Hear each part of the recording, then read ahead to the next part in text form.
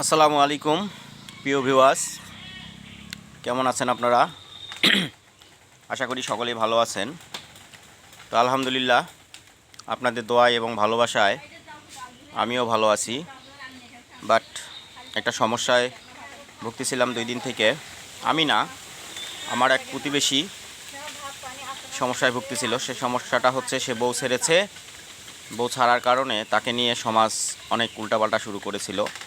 তো সেখানে মানে এখন দোষটা আমার ঘাড়ে চলে আসছে যে আমি ওকে আবার সতর্ক করার চেষ্টা করছি এই জন্য। কারণ আসলে সমাজ এমন একটা জিনিস যারা ভালোটাকে বোঝার চেষ্টা করেই না।